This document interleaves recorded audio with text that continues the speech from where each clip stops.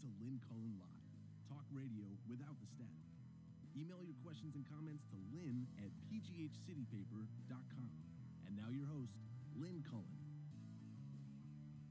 And good morning to you. It's, I believe, the 10th. No, it's not. It's the 9th. Let's not get ahead of ourselves when we're having so much fun. It's the 9th. And, once I found out that Trump was only going to speak for about 8 minutes, I thought, well, you can do it. 8 minutes you can handle. And you don't even have to look. You can sort of listen. When I look, I just get so fixated on the horror of every aspect of his visage. What is it with his lips when he's always well, I guess that's how Alec Baldwin, when Alec Baldwin plays him on Saturday Night Live, he's always in that he's got that face. The squinty eyes and his lips pursed in this awful, he's just repulsive. I'm sorry, he's repulsive. And because his hair was done up just right and there was no wind in the Oval Office other than what he was producing, I stared somewhat fascinated at it for a while and imagined how it has to be one of the world's longest and most intricate comb-overs ever. I mean, if anyone does a history of comb-overs, I can't imagine where that hair is where it starts, how it, whatever. Anyway, so we all do what we have to do to get through. Somebody tweeted during it. Let me find this because I thought it was funny. How they have drinking games. As often as Trump says rapist, you can take a drink or, whatever. And the one I like is tonight's drinking game. Just drinking. Right.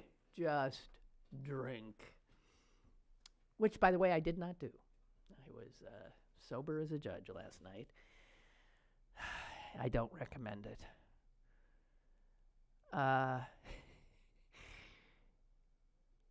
He is, well, there's no need for me to dissect a blathering campaign speech that the network should not have carried. And at one point during the speech, when he just went off on this litany of falsehoods about painting these desperate people coming here, applying for asylum, and he's talking literally about them raping us, killing us. What did he even say? Beheading? It was, and I thought networks, cut away. None of this.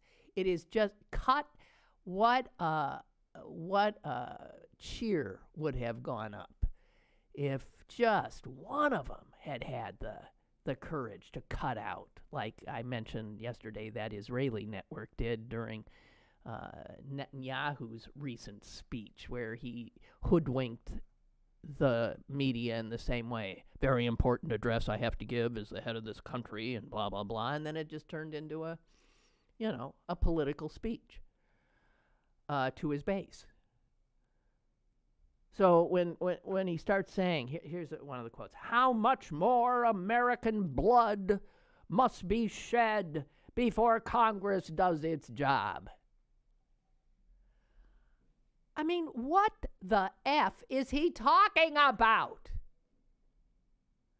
There is more American blood shed every day because of insane gun laws in this country, because of car accidents, because of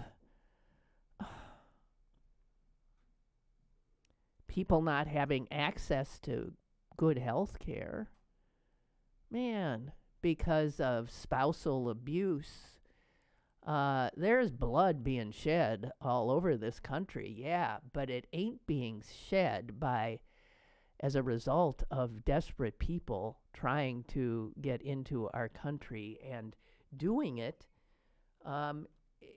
in what international and our national law recognizes is a legitimate way.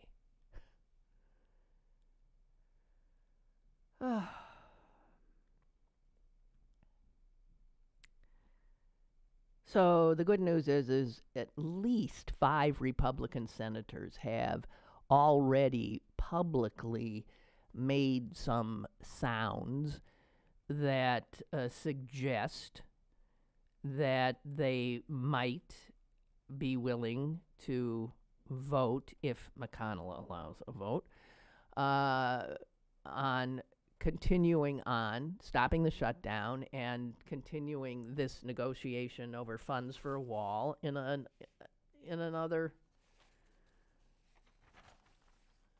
manner. You know, no reason to tie it to the funding for the country. Geez, guys, I don't know. You know, before he went on television last night, he held an off-the-record luncheon with a whole bunch of TV anchors. And what that kind of thing is about, I can't imagine. It's off the record, so they don't really tell us, I guess. But some people have said that during it, he sort of suggested that he really didn't want to give the speech he was going to give, and he didn't really want to go down to the border, as he is going to go, but they made me do it. So he was already getting some sense that it might not help him, and he was already looking to deflect any responsibility and to, in fact, blame his staff. And so the New York Times quotes him as actually saying, as he gestured to his communication aides, Bill Shine, late of Fox News, Roger Ailes' main man, Sarah Huckabee Sanders, and Kellyanne Conway. God, what a trio. He gestured to them and said, "These people behind you say it's worth it to give the speech." And he said it's not going to change a damn thing. Well, he is probably correct in that assessment. I don't have to share with you the fact that despite calling this a crisis, if there's any crisis, we all know it's a crisis of his own making. It's his policies that have created a crisis, the deaths of 2 children, the anguish of detained and separated parents and children. He is talking about drugs, like we're all dying because these people are smuggling heroin into the country. When, again, the majority of heroin that enters the United States is not carried across the southern border. It's flown in, just as terrorists, most of whom live here, by the way, terrorists coming into the country do not cross the southern border. They fly in. In fact, it's generally believed that more terrorists cross the border from the United States to Mexico than Mexico to the United States. There are more than one instances of border police snagging Americans who have sworn allegiance to ISIS trying to get to Mexico to travel to where they want to be. Right.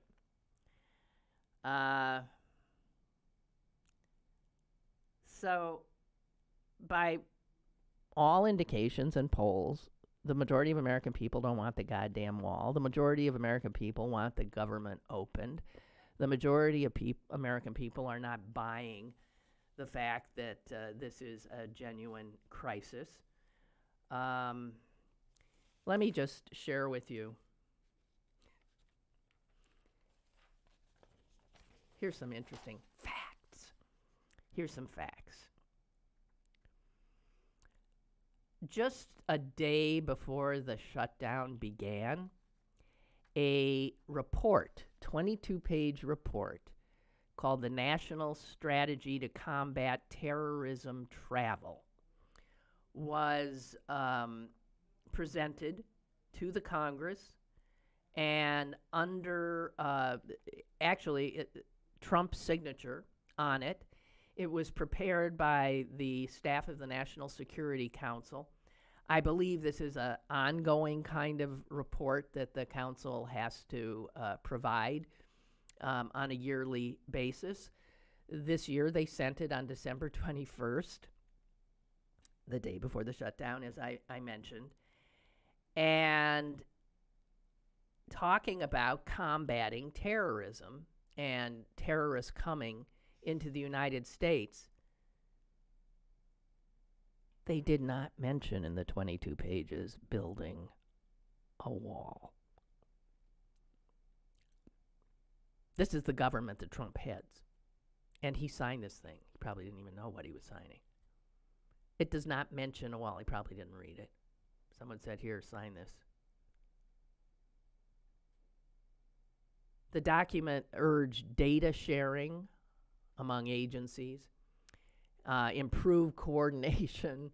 You know, the document had like legitimate, here's how you do this. Coordination with foreign governments and intelligence to identify terrorists.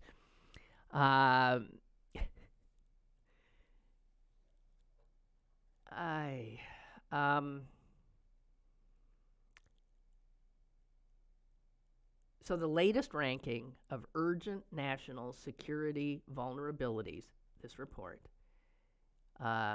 which is compiled annually, puts the terrorist threat from the southwest border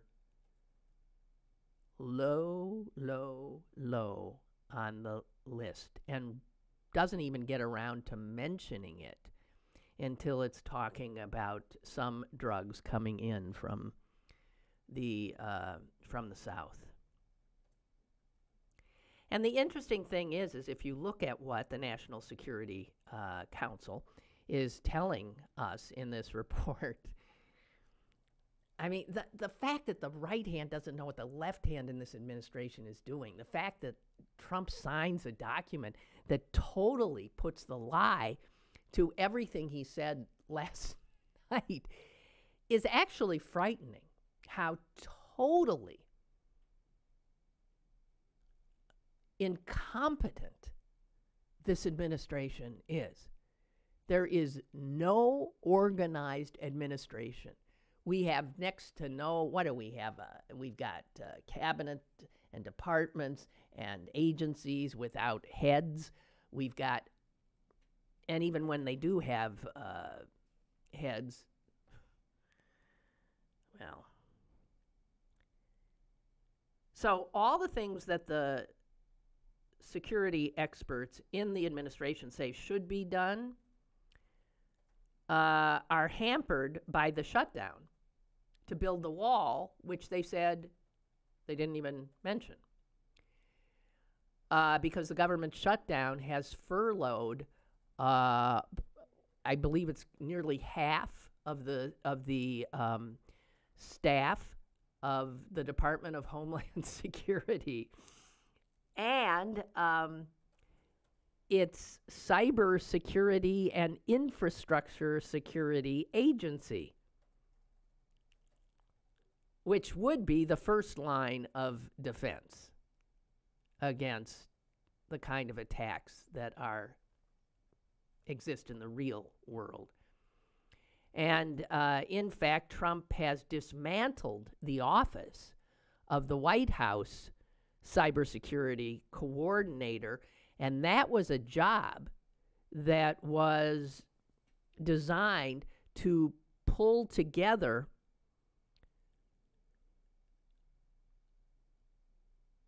all of the daily barrage of cyber attacks occurring in the country to talk about what we are doing defensively, what is offensively coming in.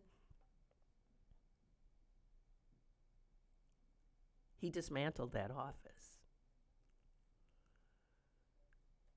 According to this national security report, after cyber attacks, the top threats to the United States include the rise of smaller, more deadly nuclear and biological weapons, terrorist attacks by the Islamic State and Al-Qaeda, and Russian influence and other countries' influence campaigns and threats to the United States and its space assets. You don't hear Trump talking about any of that.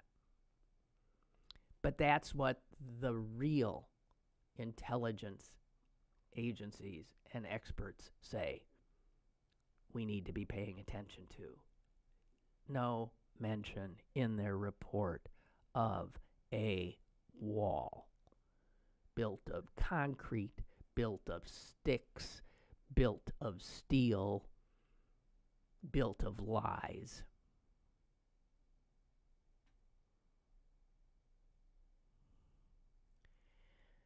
Our counterterrorism officials have for years and years and years discounted the idea of Islamic terrorists trying to enter the United States through the southwest border. They have said this is not a threat, and in fact, they have even said there are more of them crossing from the United States into Mexico to get, as I mentioned before. So the disconnect between reality and the president's whims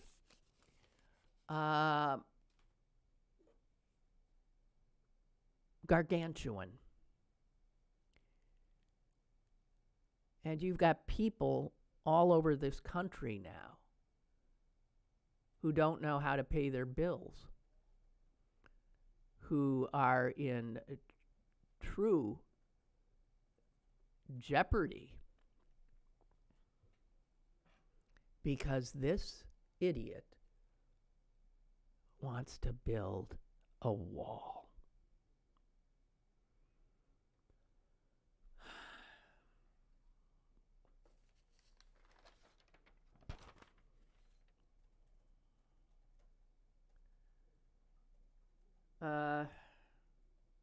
Never mind, of course, that we know this big crisis. Maybe you could say there was a crisis in 2007, 2008, but the numbers of illegal migrants into the United States across our southern border has been dropping precipitously since then. It's hard not to feel that we're living really in some kind of, really lousy Twilight Zone episode.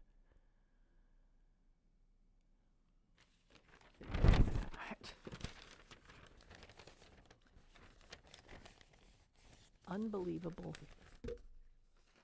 Unbelievable.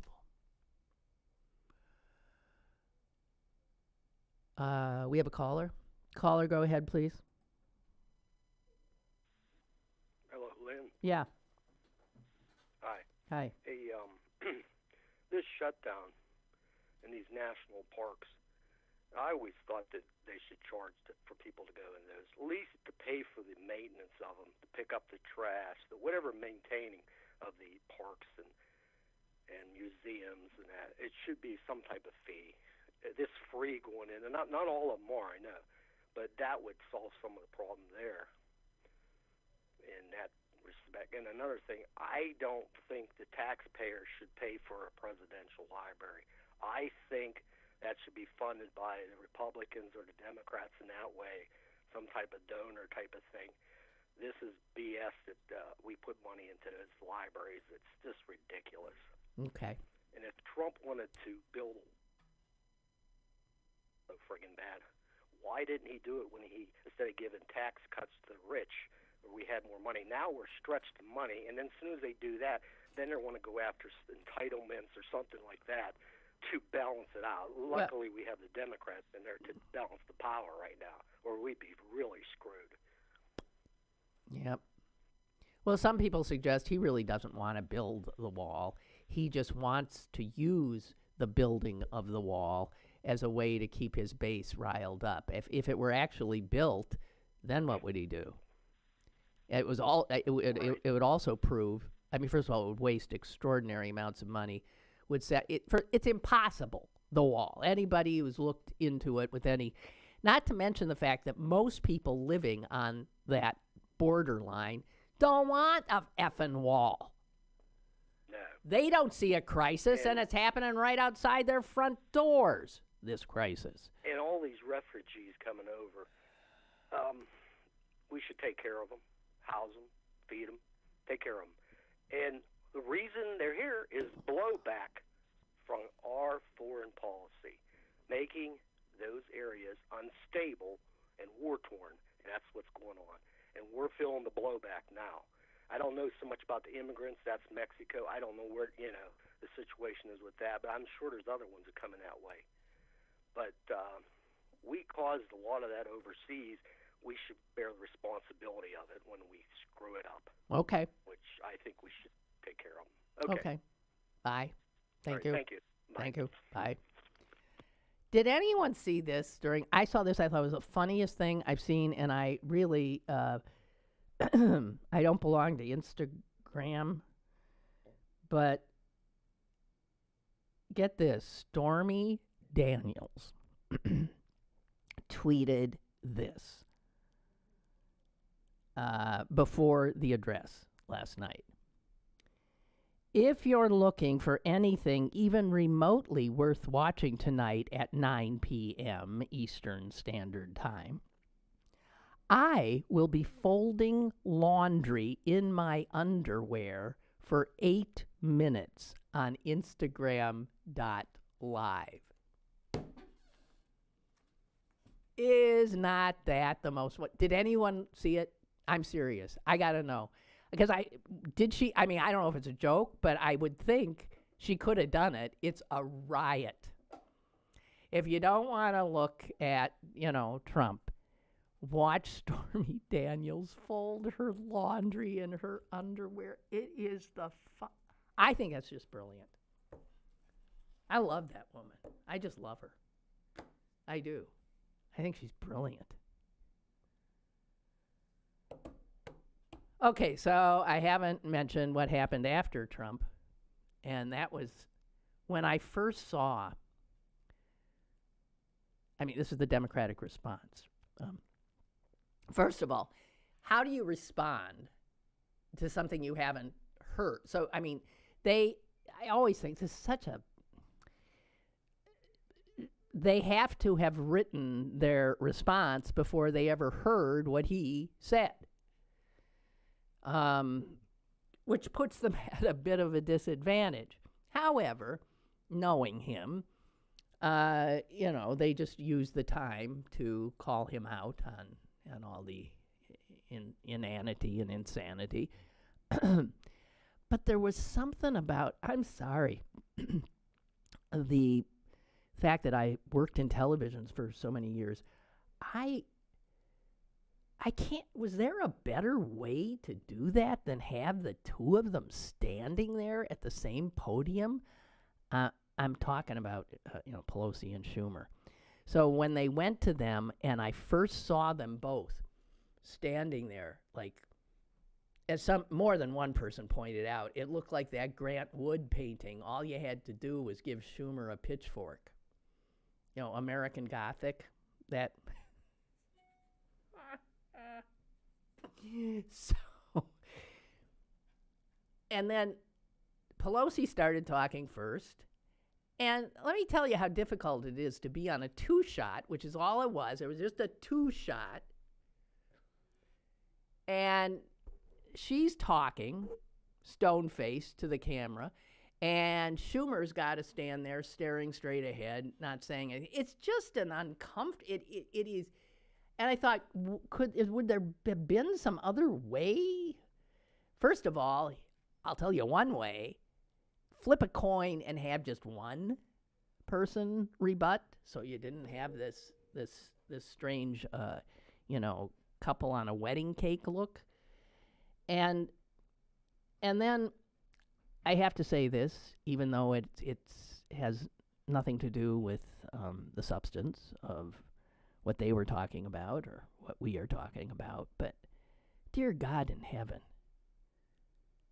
Nancy Pelosi has got to wean herself from the Botox. Guys, that is not a normal-looking 80-something-year-old woman. That is frightening the way she looked last night. Her eyes they look like little orphan Annie eyes. They were that round. I'm not kidding. I thought, how? It looks like, can she blink? It looked frightening to me. Take a look if you didn't see it. There were like these big, round eyes. And then her mouth barely moves. She's obviously, everything is paralyzed on her face. That's what Botox does. It's injecting botulism into your face. And it is not, she's from California. I got to tell you, in the nation state of California, that's the way women often look. They're expected to be extraordinarily thin and to never show age. There are no wrinkles. They put themselves through God knows what, facial peels. I mean, she's an attractive woman who looks bizarre to me, especially last night. I don't know who the hell made her up. She looked bizarre. And she could hardly speak. And she was very stiff. And I was very uncomfortable watching her. I don't think I heard a word she said. I was just fixated on that frozen face. Had to say it. Jesus.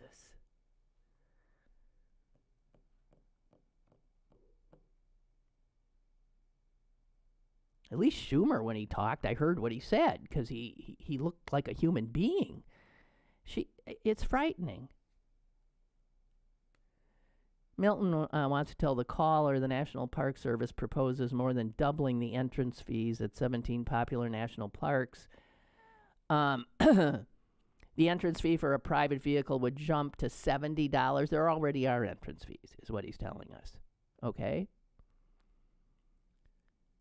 Wow. That's doubling it.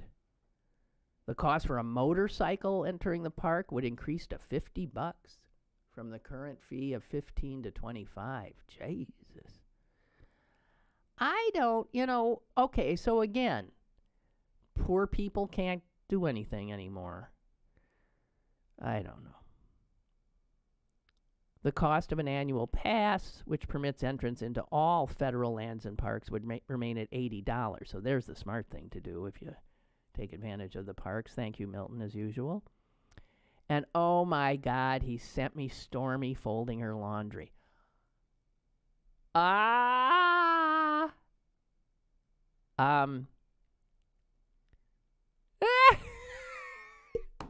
It is. She looks like anybody folding her laundry. She's doing nothing. It's just she's sitting on her bed. And she's wearing a bra, and she's folding her laundry. What can I tell you? She's not made up. She's just folding her laundry for 8 minutes, in case you didn't want to watch Trump. That is too funny. God bless her. I love it. I love it. Okay. Oh, guys. Gigi wrote, I just want to know how many people made Sleek last night. And she said, I did. I did. Guess what? I did too. I left here. I got so hungry for it, talking about it, that I left here and I stopped and I bought some kale and some black-eyed peas, and I figured I had all the other stuff. And then I couldn't wait. And it was so good. I made enough to feed, I suppose, 4 people. I ate the whole damn thing. It was so good. And I left a bunch of stuff out. I forgot the garlic, which is a big part of it. Whatever the hell I did, it was delicious. The trick is you have to caramelize the onions. The onions are the thing. You start with onions, and ideally you do it in butter. And the bizarre thing is, some of you sent me recipes, but I thought, well, I'm going to go online and look.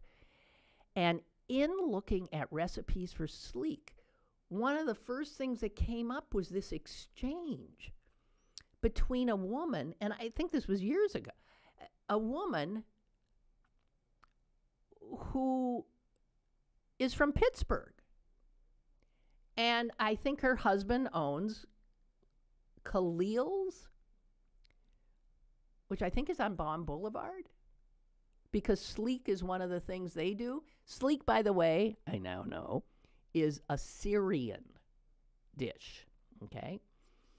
And this woman talks about seeing somebody asking about Sleek and how to make it, and because she was missing it, having moved from Oakland, PA, Pittsburgh, where she said, I used to eat Sleek in so many wonderful Lebanese and Syrian restaurants. And she moved to Oakland, California, where she couldn't find any, which seems bizarre to me. And she was saying, how do I make it? And so the woman gave this long dissertation about it, but that's where I learned about you gotta slowly do the onions. She said as much as 25 minutes until they are slow, low heat butter. Oh my God. And then the black-eyed peas, and then the kale, and then she had coriander in it as well, which I did too. And I think that's all I did. I forgot the garlic, and I didn't even put in the couscous or the bulgur wheat, which is another, most of the recipes had. Guys, so is it just Gigi and me who did it? Jeez. Gigi writes, oh yeah, the caramelized onions. Woo! Oh, God, they're the key. It was so good. And she says, I forgot the garlic too, but it was so good. I want to make it every night. I'm going to now, I haven't actually, I realized after I polished it all off, I thought, I still have enough kale. I got more black-eyed peas. It is unbelievably delicious. That's all I want to say. Sleek, ladies and gentlemen.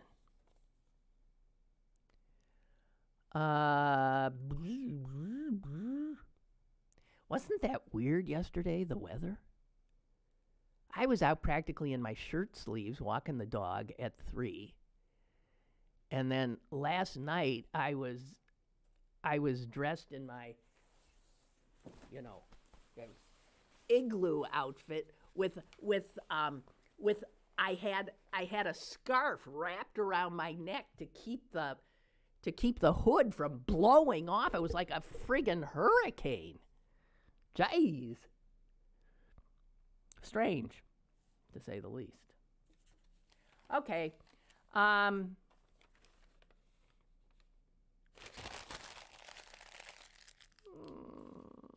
What? Oh, this sort of disquieting story I saw in the Wall Street Journal, front page today. This is the Wall Street Journal.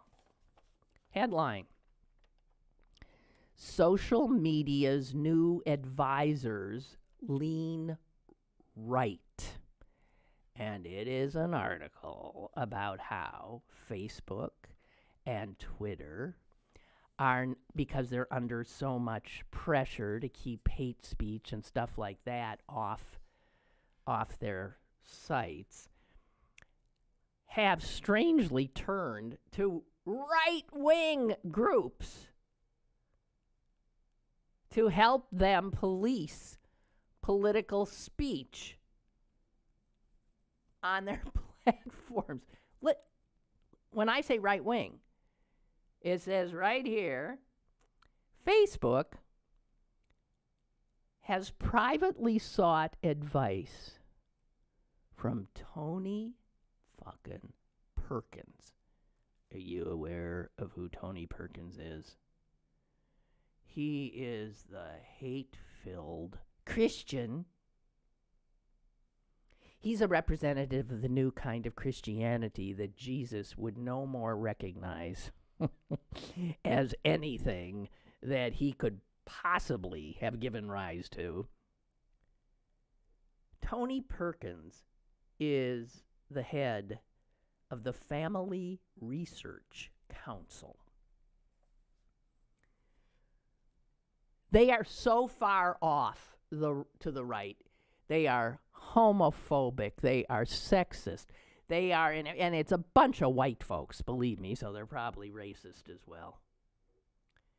Anyway, people say that, so Facebook has been privately meeting with Tony Perkins so that they can gain his insight into what constitutes hate speech, what they should keep off their platforms. Twitter's chief, is my voice getting higher? Twitter's chief executive, Jack Dorsey, oh my God, recently hosted dinners with a whole bunch of conservatives, including the vile Grover Norquist, the one, as you know, remember you used to have to, if you were a Republican, take a pledge to Grover Norquist that you would never vote for any tax for anything. Grover Norquist famously said, I want to shrink government so that I can drown it in a bathtub.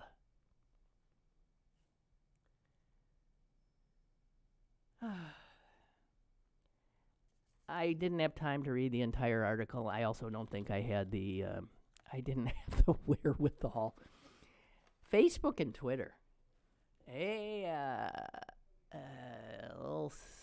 Jesus, God. They have not come to terms with their responsibilities, and they don't have a clue. They're too busy making money. Hey, this is a shocker, too, also from the Wall Street Journal. Headline, emissions of carbon climb 3.5%. It's the second largest increase in 2 decades. Strange that it would happen with Republicans in total control.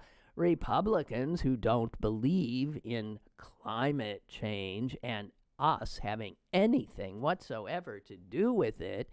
It wouldn't have anything to do with Republicans relaxing, rolling back, and eviscerating all kinds of environmental protections and regulations designed to keep carbon out of our atmosphere.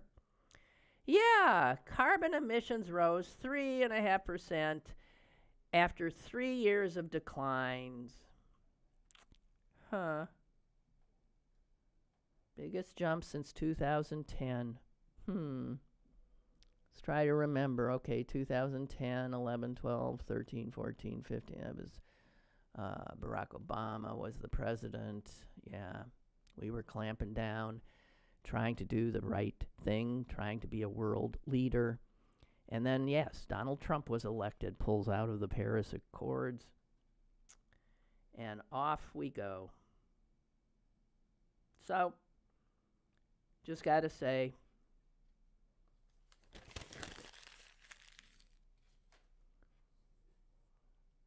real-time impact. Also, it appears that the I didn't mention. I was just about to say how this document that we weren't supposed to see that shows that the president's campaign chairman in 2016 was busy meeting with Russians who were pals with Vladimir Putin and feeding them polling data, meaning that would give them the information they would need to interfere as effectively as possible in the U.S. election. This is astonishing, and man, it's as close to a smoking gun regarding collusion with the Russians that has surfaced yet. This happens also as we find out that Russian lawyer who supposedly was meeting with Don Jr. and the son-in-law about orphans in Russia around the same time actually also is in tight with the Kremlin, which she had denied, and she has now been charged in a separate case that revealed her incredibly close ties with the Kremlin. So there are Russians crawling all over this Trump campaign from the beginning.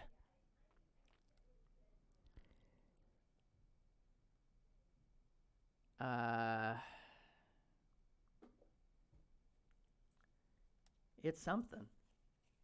And then news comes this morning that Ron Rosenstein is leaving. He had been overseeing the Mueller investigation. And the president has wanted him out, and he's now leaving. And he will be leaving it to this goon, the acting AG, but also this other guy coming in, Barr, who will be probably at that point sitting before the Senate Judiciary Committee and probably being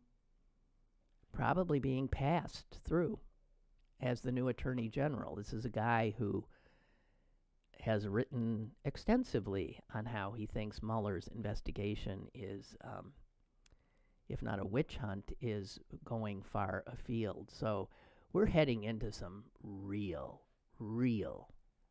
heavy seas in the next few months.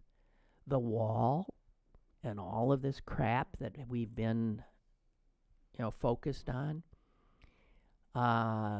might in fact be, shockingly, a distraction because we know there's no crisis.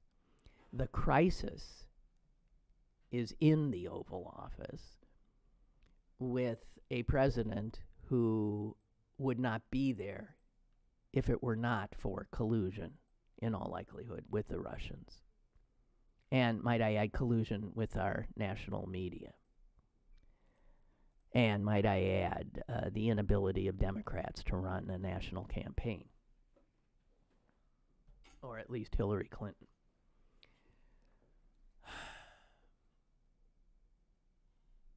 Wow. So, heading into some serious stuff. Beth writes, we just couldn't watch his address last night and instead watched Queer Eye on Netflix. When I heard that Nancy and Chuck were doing the Democratic response, I thought when the flyover the folks see it as them. Oh, when the flyover folks see it as them, they will not even listen. Well, odds are most people didn't listen, right? They should have had one of the newly elected Congress members do an address like this. Okay, so this is Beth producing what the Democrats should have done. Have the whoever younger congressperson introduce themselves and then say, the best person to address the president's remarks and contradict his ideas is himself. And then just show a montage of Trump's speeches saying just the opposite, that Mexico will pay for the wall, and all of his other various statements. Then end it with a clip of Trump saying to Schumer, I own the shutdown. They just need to attack this media president with stronger media. Yeah, well, I am in agreement with that. I have to say I am really beginning to love Stormy Daniels. Beth says there was a rumor that she and Kathy Griffin were going to do a New Year's Eve special since they say they were both screwed by Trump. Oh, I so wish they had, that they would, and have blown Ryan Seacrest and Andy and Cohen and Anderson out of the water. I can't watch any of that crap on New Year's Eve. I always make a point of being in bed before the New Year. I do. I hate New Year's Eve. I think it's the most dangerous night of the year to be out, because there's drunks driving all over Kingdom Come. And so I avoid it. I find heading into the new year with contemplation and sobriety makes a lot more sense, rather than starting out the new year hungover. It just doesn't make any sense to me. Okay. Obit of the day. Bernice Sandler. She has died at the age of 90. So Bernice Sandler, her friends called her Bunny, grew up in the 30s and the 40s, and even as a little girl, she wondered, which is more than I did. I didn't wonder, I just accepted it. God, what a wuss I was. She wondered why the girls weren't allowed to be crossing guards. I didn't. She wondered why they weren't allowed to fill the ink wells. Well, not that old. We didn't have ink wells. Or they weren't allowed to operate the slide projector. All of those things only the boys could do. But that was just the way it was. And then she grew up, went to college, and then got a job teaching part-time at the University of Maryland. And she tried to get a full-time position and was told there's no way. And here were the reasons she was given. Quote, you come on too strong for a woman. Another one said, you women stay at home when your children are sick. And a third said, look, you're just a housewife who went back to school. Full-time positions are for men. That was 1969. And I must say, I was already in college then, and I started to think, did I have women professors? Not many. Not many at all.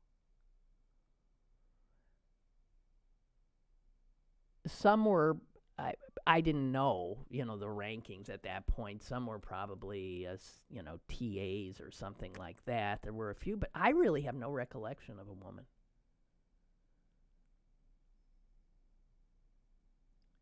So she ended up never getting over that.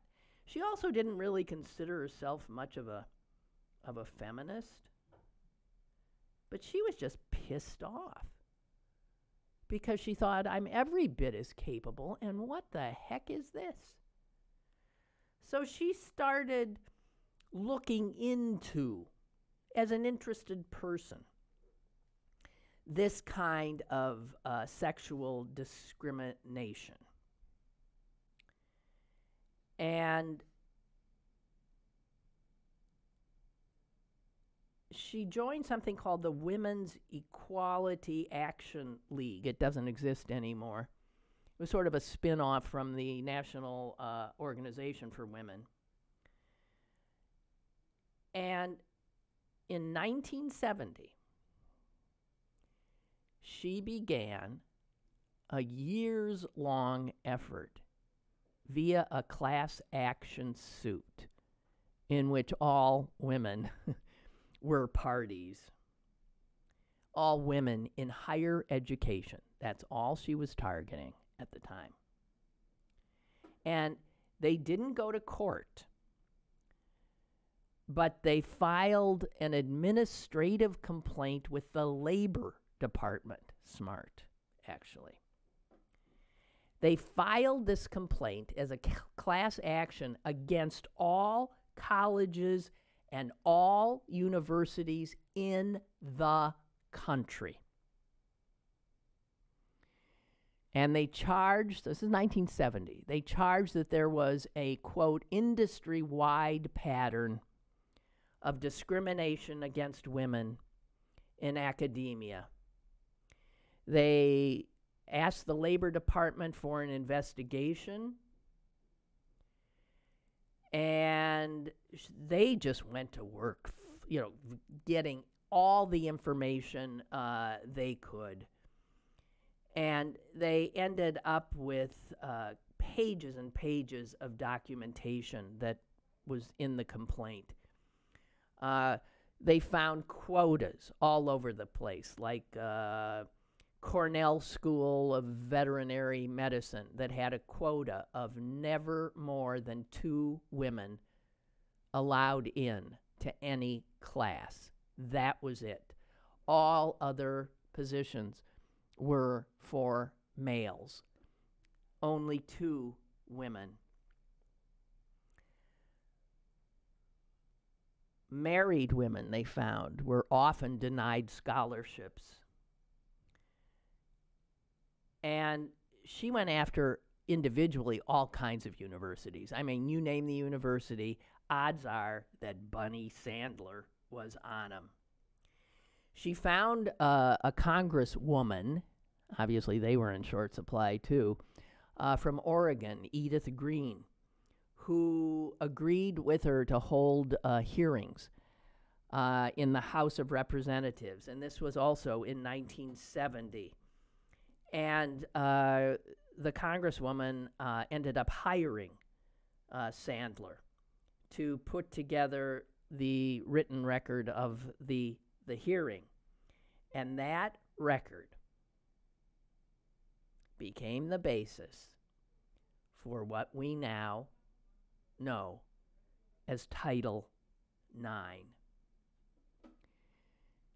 Title IX was championed in the House by the Congresswoman. It was championed in the Senate by Senator Birch Bayh of Indiana, a Democrat. And that bill got pushed through the House, passed, through the Senate, passed, and signed into law by the President of the United States, Richard M. Nixon.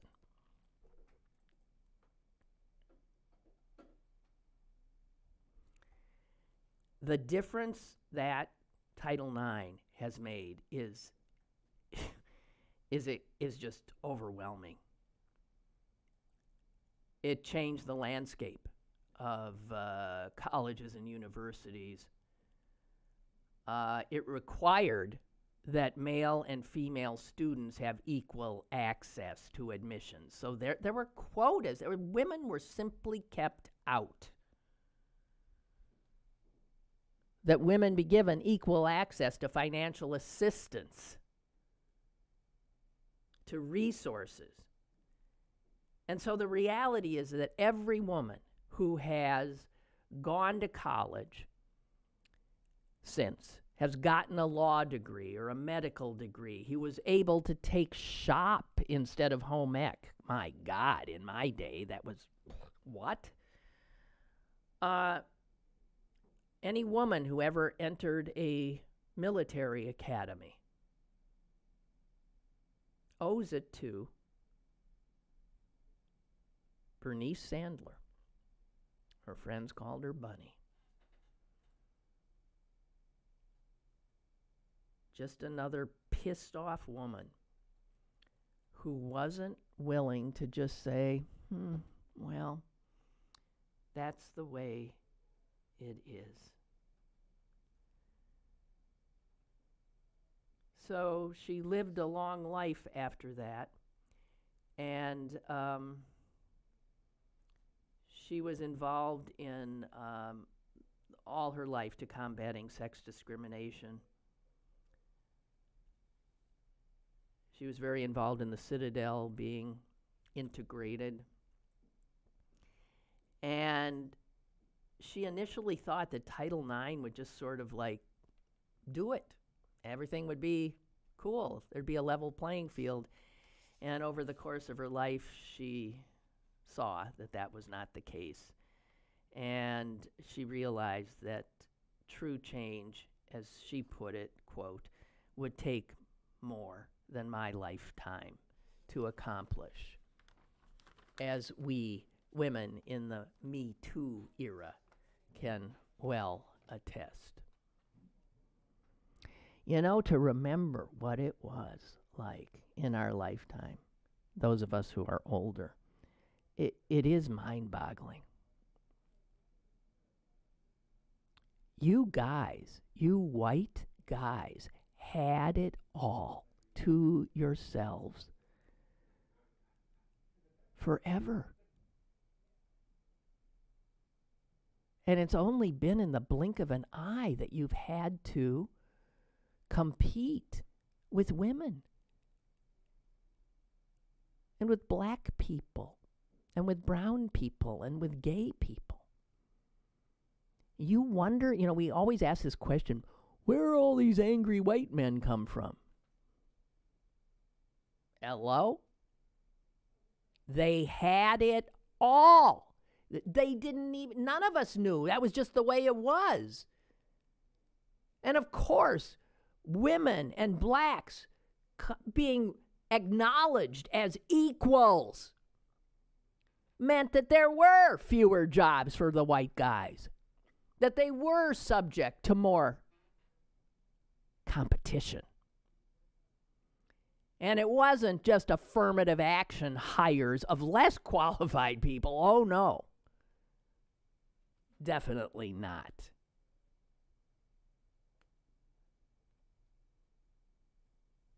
Geez, we're out of time. I only have time for Brooks' email here. First, I listened. She's talking about Trump. No video. I listened to both Trump, Pelosi, and Schumer, and then I watched the video later. Pelosi and Schumer come across much better with no video. Well, I believe that would be true. As I said, I didn't hear a word she said. I felt the words were well chosen and well spoken. Later, when watching the video, Pelosi is less effective because she has that deer in the headlights look on her face. You know what? And I got to tell you, women in flyover country and women in a whole bunch of other places, including this woman, don't look like that. And they look at her like she's a creature from another planet. I think if Democrats want to, have the real people, regular, ordinary Americans, listen to them, then they should at least look like a fellow human and not some bizarro Californian. And Californians don't look real. I'm here to tell you.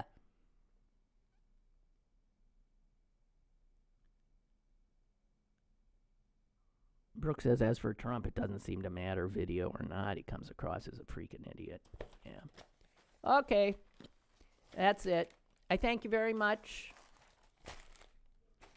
And I'm going to be back tomorrow, as far as I know, and I hope you will too. Joe Pivo, our everyman, is going to join us for another half hour on Friday. Okay? Toodles.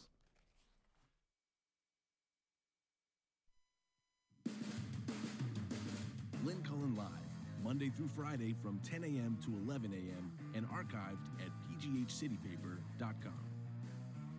The opinions expressed on Lynn Cullen Live are those of the host and do not necessarily reflect the viewpoints of Pittsburgh City Paper or its advertisers.